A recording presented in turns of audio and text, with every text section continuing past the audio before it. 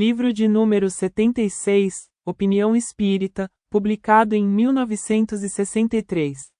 Ditado pelos espíritos Emanuel e André Luiz, psicografado por Francisco Cândido Xavier e Valdo Vieira. 47. Mediunidade e mistificação.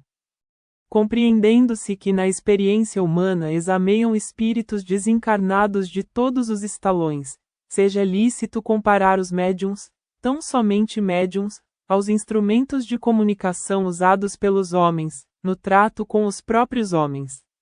Médiuns de transporte. Vejamos o guindaste que opera por muitos estivadores. Tanto pode manejá-lo um chefe culto, quanto o subordinado irresponsável. Médiuns falantes. Observemos o aparelho de gravação. O microfone que transmitiu mensagem edificante assinala com a mesma precisão um recado indesejável.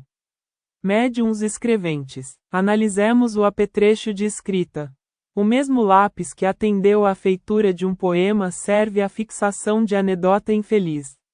Médiuns sonâmbulos. Estudemos a hipnose. Na orientação de um paciente, tanto consegue estar um magnetizador digno que o sugestiona para a verdade, quanto outro, de formação moral diferente, que o induza à paródia. A força mediúnica, como acontece a energia elétrica, é neutra em si.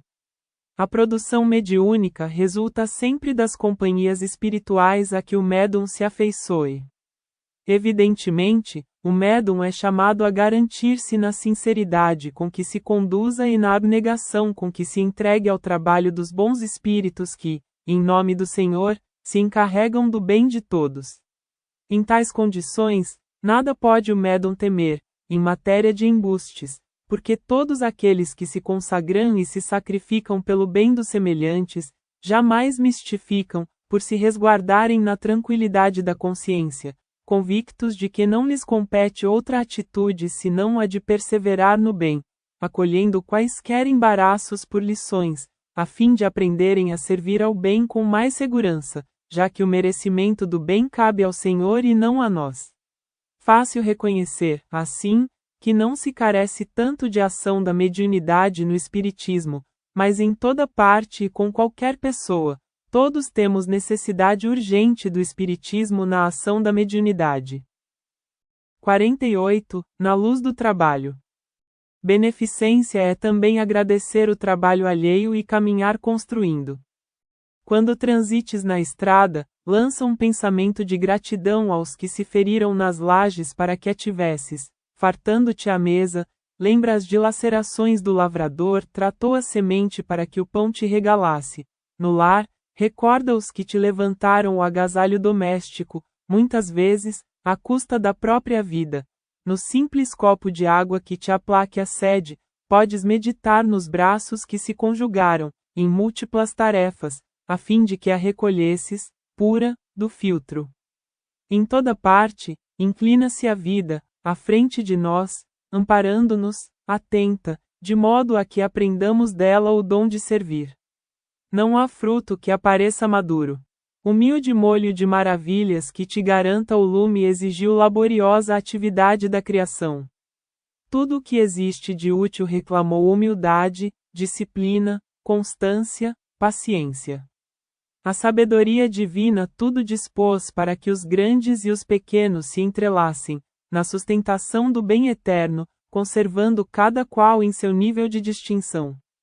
O sol alimenta o verme abunda a terra. A planta nutre o sábio ergue a escola. Por mais brilho no firmamento, a estrela não faz o papel da flor que perfuma e o oceano imponente não substitui o regato, que canta ignorado nas entranhas da gleba, para que o vale se coroe de verdura. Tudo se esforça, junto de nós, para que a alegria nos sobeje, além do necessário. Se já atingiste o discernimento iluminado pela convicção da imortalidade, possuis bastante acústica no raciocínio para assinalar o apelo constante da vida. Trabalha, trabalha. Se já sabes que outros mundos se seguem a este mundo por degraus da evolução, não desconheces que o teu merecimento, aqui ou além, será medido por duas obras. Não te deis, assim, ao logro do desânimo e nem te confies ao perigoso luxo de tédio. Reflitamos nas forças do universo, que nos servem infatigavelmente sem perguntar, e para que a beneficência se nos alteie, genuína, do coração, trabalhemos e trabalhemos. 49. Testamento natural. Por muito aspire o homem ao isolamento, pertencerá ele à coletividade que lhe plasmou o berço, da qual recebe influência sobre a qual exerce influência a seu modo. Alguém pode, sem dúvida, retirar-se da atividade cotidiana com o pretexto de garantir-se contra os erros do mundo, mas enquanto respira no mundo, ainda que o não deseje, prossegue consumindo os recursos dele para viver. Qualquer pessoa, dessa forma, deixa ao desencarnar a herança que lhe é própria. No que se refere às posses materiais, há no mundo testamentos privados, públicos, conjuntivos, nuncupativos, entretanto, as leis divinas escrituram igualmente aqueles de que as leis humanas não cogitam, os testamentos naturais que o espírito reencarnado lega aos seus contemporâneos através dos exemplos. Aliás, é preciso recordar que não se sabe, a rigor, de nenhum testamento dos miliardários do passado que ficasse no respeito e na memória do povo, enquanto que determinados gestos de criaturas desconsideradas em seu tempo são religiosamente guardados na lembrança comum. Apesar do caráter semi-lendário que lhes mercam as personalidades, vale anotar que ninguém sabe para onde teriam ido os tesouros de Creso, o rei, ao passo que as fábulas de Esopo, o escravo, são rélidas até hoje, com encantamento e interesse, quase 30 séculos depois de ideadas. A terra que mudou de dono várias vezes não é conhecida pelos inventários que lhe assinalaram a partilha e sim pelas searas que produz. Ninguém pode esquecer, notadamente o espírita, que, pela morte do corpo, toda criatura deixa a herança do que fez na coletividade em que viveu, herança que, em alguma circunstância, se expressa por amargas obsessões e débitos constringentes para o futuro. Viva cada um, de tal maneira que os dias porvindouros lhe bendigam a passagem. Queira ou não queira, cada criatura reencarnada, nasceu entre dois corações que se encontram por sua vez ligados a certa família, família que é célula da comunidade. Cada um de nós responde, mecanicamente, pelo que fez a humanidade na pessoa dos outros. Melhoremos tudo aquilo que possamos melhorar em nós e fora de nós. Nosso testamento fica sempre e sempre que o mal lhe orienta os caracteres é imperioso recomeçar o trabalho a fim de corrigi-lo. Ninguém procure sonegar a realidade, dizendo que os homens são como as areias da Parais, uniformes e impessoais, agitados pelo vento do destino. A comunidade existe sempre e a pessoa humana é uma consciência atuante dentro dela. Até Jesus obedeceu a semelhante dispositivo da vida. Espírito identificado com o universo, quando no mundo, nasceu na Palestina e na Palestina teve a pátria de onde nos legou o Evangelho por testamento divino. 50. Quando sofreres. Quando sofreres, pensa no indefinível poder de renovação que flui dos vencidos. Os gritos dos déspotas da antiguidade que pompeavam irrisório triunfo desapareceram, encaminhados pela morte à piedade da cinza para se lhes apagasse a memória, mas a justiça tomou as lágrimas de quantos lhes caíram sob os carros sanguinolentos para gravar as leis que enobrecem a humanidade. Os sarcasmos dos que traficavam com a vida dos semelhantes foram abafados na estreiteza do túmulo, mas o pranto dos escravos, que cambaleavam aos rebenques do cativeiro, lavou os olhos das nações conscientes, para que contemplassem o clarão inextinguível da liberdade. Quando sofreres por alguém ou por alguma causa nobre, medita naquele que a sabedoria divina enviou à terra, para o engrandecimento de todos. A eterna bondade fê-lo nascer, sob cânticos angélicos ao fulgor de uma estrela, e consentiu que se lhe negasse um berço entre os homens. Situou-lhe a divina embaixada, entre aqueles que detinham no mundo as mais elevadas noções religiosas e não impediu-lhe ignorassem a presença. Dotou-o de carismas sublimes com que reerguesse os paralíticos e iluminasse os cegos e deu-lhe a estrada por moradia. Colocou-lhe a ciência do universo na palavra simples, mas não lhe deu qualquer cenáculo de pedra aos ensinos, conquanto providenciasse para que os deserdados e os enfermos, os cansados e os infelizes lhe integrassem a assembleia de ouvintes na largueza do campo. Revestiu-lhe a influência pessoal com todos os atributos do bem e deixou que o mal lhe alcançasse o círculo dos amigos mais íntimos. E quando lhe tapizaram o caminho com palmas de vitória, no intuito de lhe entregarem o cetro da autoridade, permitiu que a sombra envolvesse aqueles que mais o admiravam e, quase defronte à eminência do Moriá, em cujo tope se erguia o Templo de Salomão, como sendo o mais suntuoso dos monumentos levantados na terra, em louvor do Deus único, não obstou se lhe desse um monte desolado para a morte num lenho entre malfeitores, a fim de que ele formasse entre os milhões de aflitos e incompreendidos de todos os tempos. Quando sofreres para que haja bondade e verdade, felicidade e concórdia, pensa em Cristo e compreenderás que ninguém consegue realmente auxiliar a ninguém sem amor e sem dor.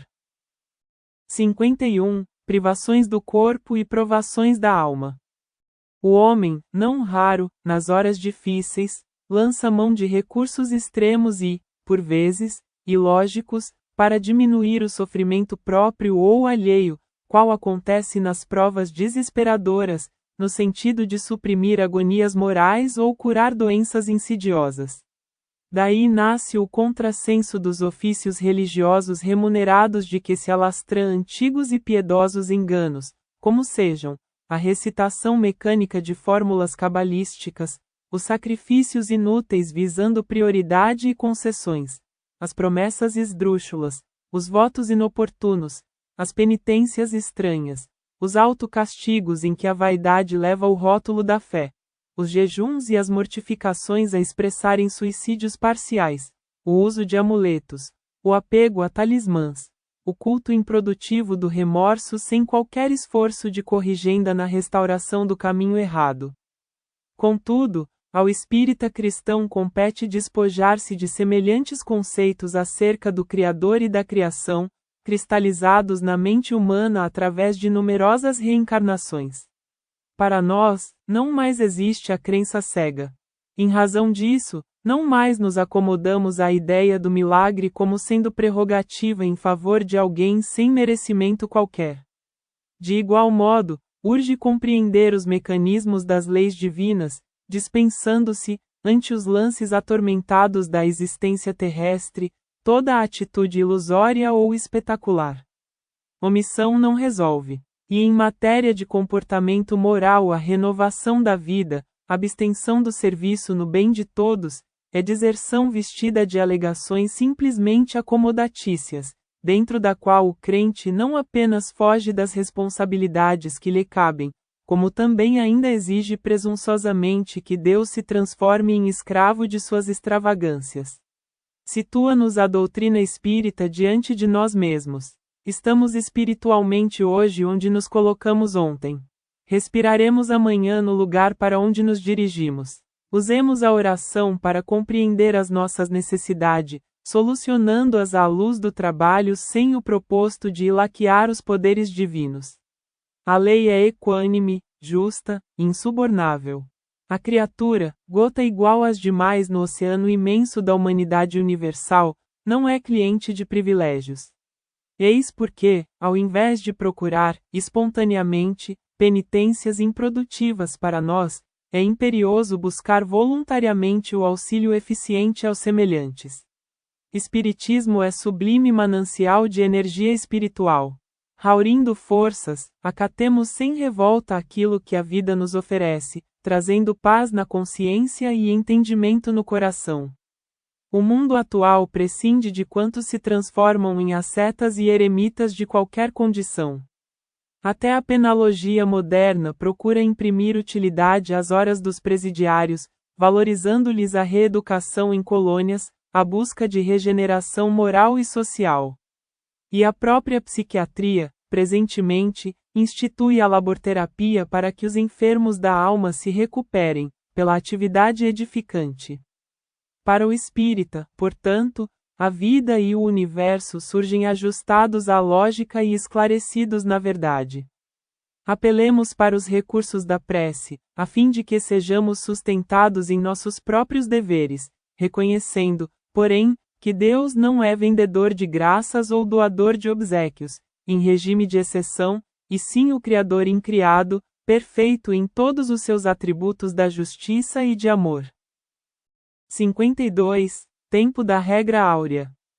Faremos hoje o bem a que aspiramos receber. Alimentaremos para com os semelhantes os sentimentos que esperamos alimentem eles para conosco. Pensaremos acerca do próximo somente aquilo que estimamos pense o próximo quanto a nós. Falarmos as palavras que gostaríamos de ouvir. Retificaremos em nós tudo o que nos desagrade nos outros. Respeitaremos a tarefa do companheiro como aguardamos respeito para a responsabilidade que nos pesa nos ombros. Consideraremos o tempo, o trabalho, a opinião e a família do vizinho tão preciosos quanto os nossos. Auxiliaremos sem perguntar, lembrando como ficamos felizes ao sermos auxiliados sem que nos dirijam perguntas. Amparemos as vítimas do mal com a bondade que contamos receber em nossas quedas, sem estimular o mal e sem esquecer a fidelidade à prática do bem. Trabalharemos e serviremos nos moldes que reclamamos do esforço alheio. Desculparemos incondicionalmente as ofensas endereçadas no mesmo padrão de confiança dentro do qual aguardamos as desculpas daqueles a quem porventura tenhamos ofendido. Conservaremos o nosso dever em linha reta e nobre, tanto quanto desejamos retidão e limpeza nas obrigações daqueles que nos cercam. Usaremos paciência e sinceridade para com os nossos irmãos, na medida com que esperamos de todos eles paciência e sinceridade, junto de nós. Faremos, enfim, aos outros o que desejamos os outros nos façam. Para que o amor não enlouqueça em paixão e para que a justiça não se desmande em despotismo, agiremos persuadidos de que o tempo da regra áurea, em todas as situações, agora ou no futuro, será sempre hoje.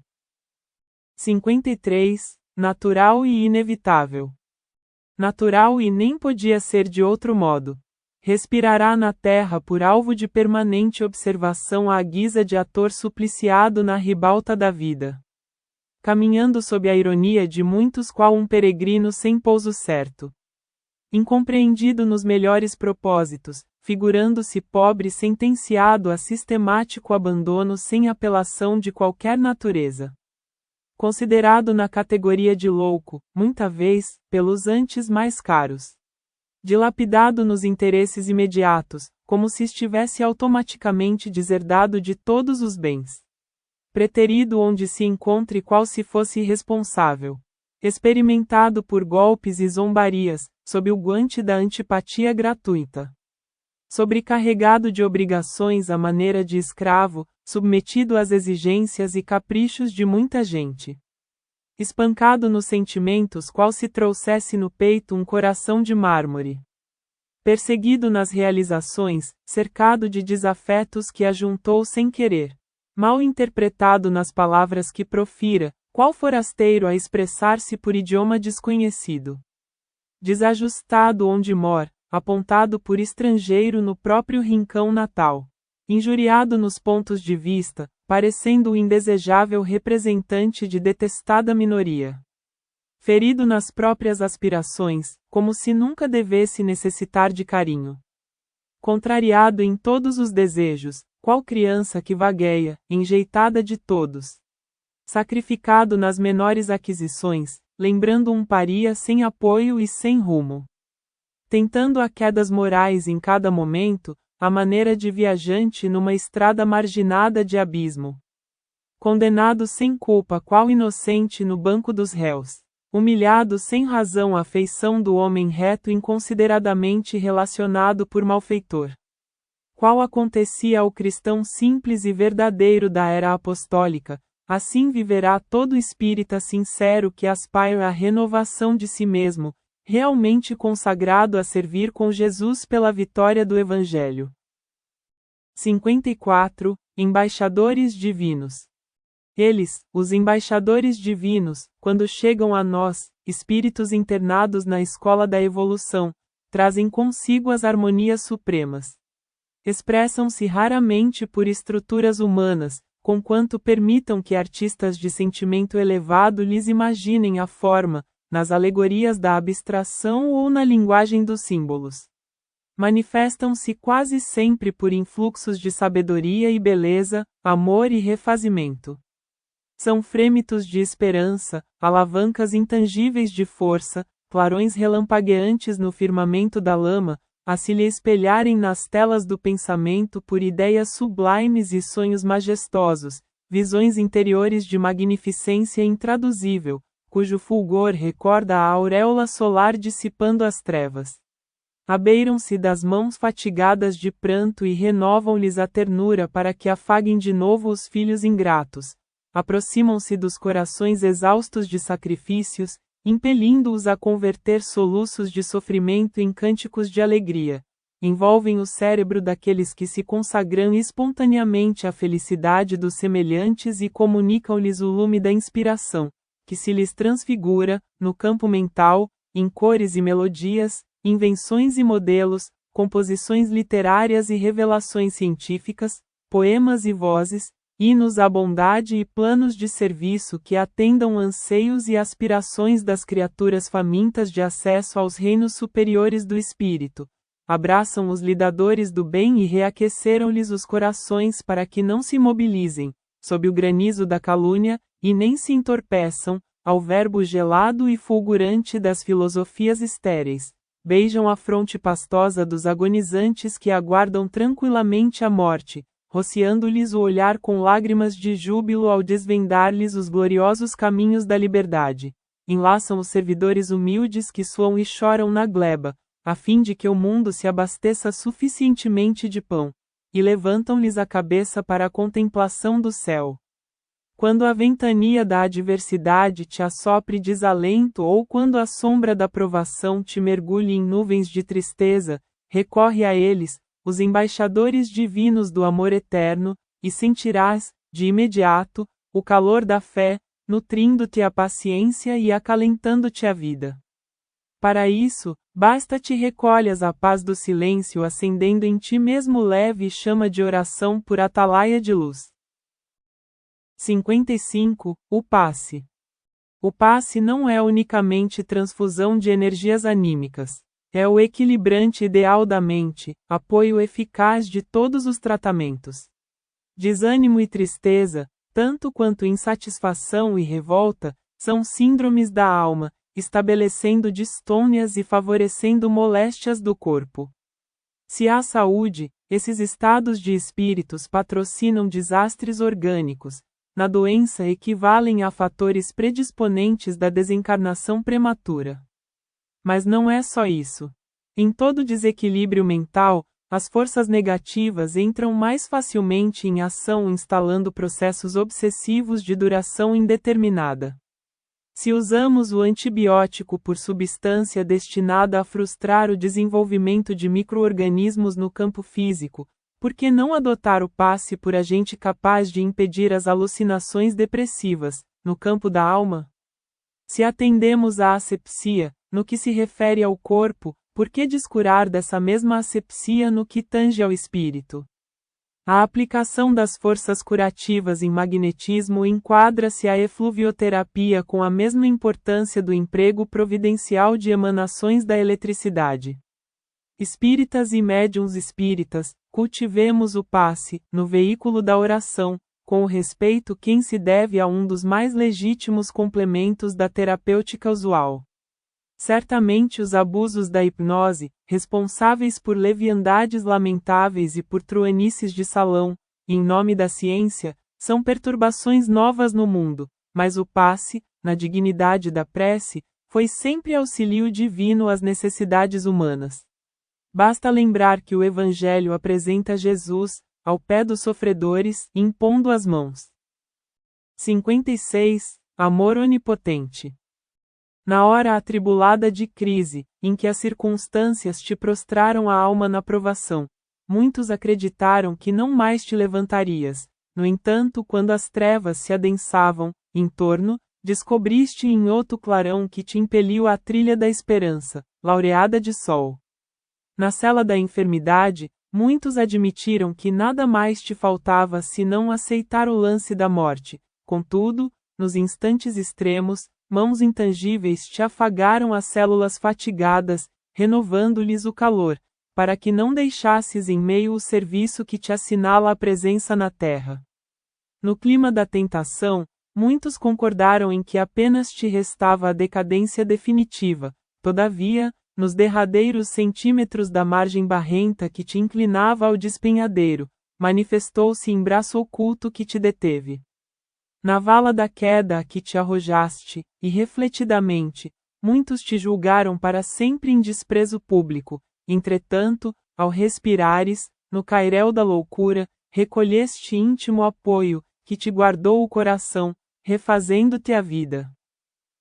Na tapera da solidão a que te relegaram os entes mais queridos, muitos te supuseram em supremo abandono, mas no último sorvo do pranto que te parecia inestancável, experimentaste inexplicável arrimo, induzindo-te a buscar outros afetos que passaram a enobrecer-te. No turbilhão das dificuldades que te envolvam o dia, pensa em Deus, o amor onipresente, que não nos desampara. Por mais aflitiva seja a dor, trará ele bálsamo que consola. Por mais obscuro o problema, dará caminho certo à justa solução. Ainda assim, não te afoites em personalizá-lo ou defini-lo. Baste-nos a palavra de Jesus que nolo revelou como sendo nosso Pai. Sobretudo, não te importe se alguém lhe nega a existência enquanto se lhe abrilhantam as palavras nas aparências do mundo, quando pudeste encontrá-lo, dentro do coração, nos momentos de angústia. É natural seja assim. Quando a noite aparece, é que os olhos dos homens conseguem divisar o esplendor das estrelas. 57. Escala do tempo. Não te atribules. Entendimento espiritual pede paz à alma. Ninguém usufrui duas situações ao mesmo tempo. Seja na alegria ou na provação, o homem desfruta a existência vivendo hora após hora, minuto por minuto. O tempo é imperturbavelmente dosado. Concessão igual a todos. Em nada auxilia a aflição pelo que virá. No cerne do sentimento não há duas crises simultâneas. Para coisa alguma serve chorar pelo que aconteceu, não podemos retomar oportunidade perdida. O passado ensina e o futuro promete em função do presente. Ninguém confunda precipitação com diligência. Precipitação é pressa irrefletida. Diligência é zelo prestimoso. Não vale acelerar imprudentemente a execução disso ou daquilo. Toda realização digna é obtida a pouco e pouco. Por outro lado, igualmente não será lícito amolentarmo-nos. Importa combater negligência com atividade sobrepor coragem ao desalento. A pior circunstância traz consigo instruções preciosas tanto quanto o fruto mais corrompido carrega sementes de subido valor. Cabe-nos descobri-las e utilizá-las. O melhor não se efetua em marcha atordoada. A própria natureza nos oferece o pensar. Planta alguma é favorecida com primavera de dupla duração. O golpe de vento que fustiga o capim é o mesmo que estorcega o jequitibá. As grandes edificações são erguidas em serviço regular e uniforme, com intervalos de sono reparador que refaçam as forças na mente e pausas de lazer que restaurem as energias do coração. Toda ideia benéfica roga meditação para engrandecer. Todo temperamento é suscetível de ser dominado dentro das regras que nos orientam à educação. Reflitamos na justiça das horas. Tempo é valor divino na experiência humana. Cada consciência plasma com ele o próprio destino. O tempo que o Cristo despendeu na elevação era perfeitamente igual ao tempo que Barrabás gastou na criminalidade. A única diferença entre eles é que Jesus empregou o tempo engrandecendo o bem, e Barrabás usou o tempo gerando o mal. Entre a luz de um e sombra do ouro, o proveito do tempo se gradua por escala infinita. Melhorar-nos ou agravar-nos dentre dela é escolha nossa. 58. Fé em Deus. Antes de Jesus, profetas e guerreiros asseveravam agir em nome da fé em Deus. Moisés, conquanto venerável pela fidelidade e pela justiça, não hesitava na aplicação da ira, admitindo representá-lo. Josué presumia proclamar-lhe a grandeza com bandeiras sanguinolentas, ao submeter populações inermes, além do Jordão. David supunha dignificá-lo, quando conquistou a montanha de Sião, à custa do pranto das viúvas e dos órfãos. Salomão acreditava reverenciá-lo, ao consumir a existência de numerosos servidores, amontoando madeiras e metais preciosos na construção do templo famoso que lhe guardou a memória. E todos nós, em várias reencarnações, temos pretendido honorificar a fé em Deus, fomentando guerras e espoliando os semelhantes, através das crises de fanatismo e das orgias de ouro. O Espiritismo, porém, nos revela Jesus, abraçando o serviço espontâneo à humanidade como sendo a tradução da própria fé.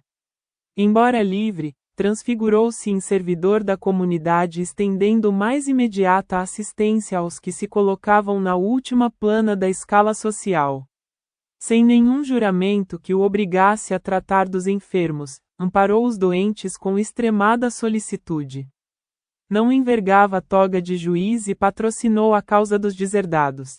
Distante de qualquer compromisso na paternidade física, chamou a si as criancinhas. Fora de todos os vínculos da política, ensinou o acatamento às autoridades constituídas. Profundamente franco, era humilde em excesso com os ignorantes e com os fracos, e, profundamente humilde, era franco, tanto quanto se pode ser, com todos aqueles que conheciam as próprias responsabilidades, à frente dos preceitos divinos, fugindo de respeitá-los. Passou no mundo, abençoando e consolando, esclarecendo e servindo, mas preferiu morrer a tisnar o mandato de amor e verdade que o junge aos desígnios do Eterno Pai. Para nós, os cristãos encarnados e desencarnados, seja na luz da doutrina espírita ou ainda ausentes dela, é importante o exame periódico dos nossos testemunhos pessoais de religião, na experiência cotidiana, para sabermos o que vem a ser fé em Deus em nós e fé em Deus no Mestre que declaramos honrar. 59. No silêncio da prece. Em ti, no silêncio da prece mental, sem que tenhas necessidade de ver ou perceber, em sentido direto, o coração bate sem cessar na cadência admirável da vida. Movimenta-se o sangue, por 1000 canalículos diversos. Intestinos trabalham independentes de tua vontade sustentando-te a nutrição. Pulmões arfam revolvendo o ar que te envolve. Impulsos nervosos eletrizam-te a imensa população celular do cérebro. Miríades e miríades de unidades de vida microscópica na concha da boca. Em torno de ti, no silêncio de tua prece, os átomos se agitam em vórtices intermináveis na estrutura material da roupa que te veste e dos sapatos que te calçam. A eletricidade vibra esfuziante por quilômetros e quilômetros de fios, transformando-se, não longe de ti, em força, luz e calor. Milhares de criaturas humanas num perímetro de algumas léguas em derredor, falam, cantam e choram sem que ouças. Outros milhões de vozes em dezenas de idiomas, nas ondas hertzianas, entrecruzam-se à tua volta sem que as registres.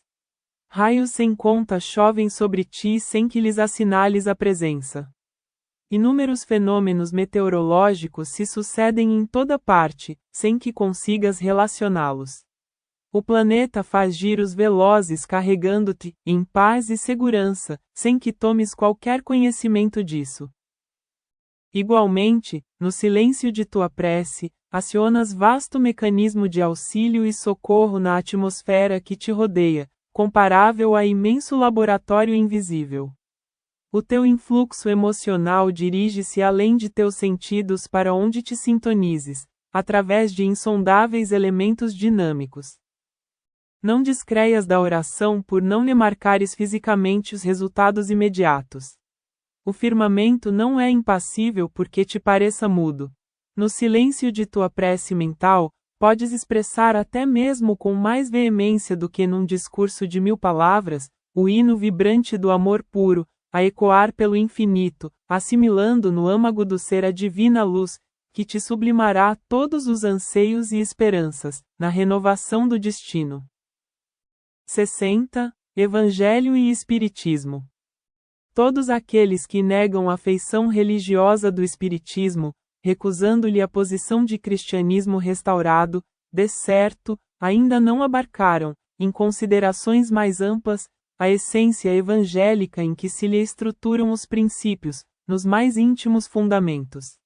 Examinemos, pela rama, alguns dos pontos mais importantes de formação do Testamento kardeciano, o Livros dos Espíritos, que se popularizou com 1018 questões, sabiamente explanadas, não obstante os primores filosóficos de que se compõe, é um código de responsabilidade moral, iniciado com 2 proposições, acerca de Deus e do infinito, e rematado com outras 2, que se reportam ao reino de Cristo nos corações e ao reinado do bem, no caminho dos homens.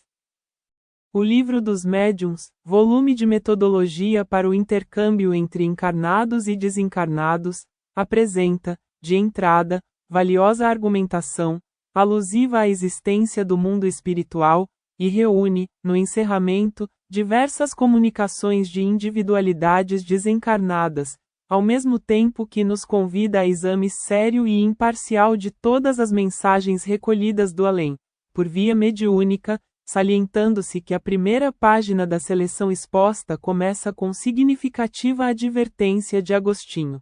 Confiai na bondade de Deus e sede bastante clarividentes para perceberdes os preparativos da vida nova que Ele vos destina. O Evangelho, segundo o Espiritismo, abre as próprias elucidações com judicioso apontamento, em torno de Moisés e da lei antiga, compendiando, em seguida, os ensinos de Jesus, em todo o texto, para concluir, alinhando comovedores poemas de exaltação à prece. O Céu e o Inferno, tomo de cogitações francamente religiosas, segundo a definição do título, começa analisando o porvir humano, do ponto de vista espiritual, e termina com o ditado de José, o cego, espírito de evolução mediana que encarece a necessidade do sofrimento no serviço expiatório da consciência culpada e destaca a excelência da reencarnação, na justiça divina. A Gênese, o livro da codificação e que enfeixa arrojadas teses de ciência e filosofia, enfileira 18 capítulos, com mais de 100 artigos, dos quais da terça parte se referem exclusivamente a passagens e lições do Divino Mestre, acrescendo notar que a obra principia, aceitando o Espiritismo em sua missão de consolador prometido, com a função de explicar e desenvolver as instruções do Cristo, e despede-se com admiráveis reflexões sobre a geração nova e a regeneração da humanidade.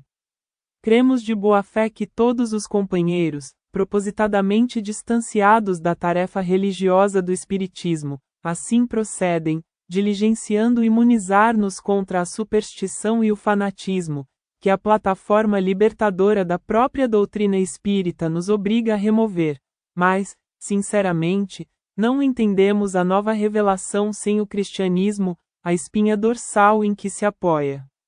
Isso acontece, porque, se após 19 séculos de teologia arbitrária, não chegaríamos a compreender agora, no mundo, o Evangelho e Jesus Cristo, sem Allan Kardec, manda a lógica se proclame que o Espiritismo e Allan Kardec se baseiam em Jesus Cristo, de ponta a ponta.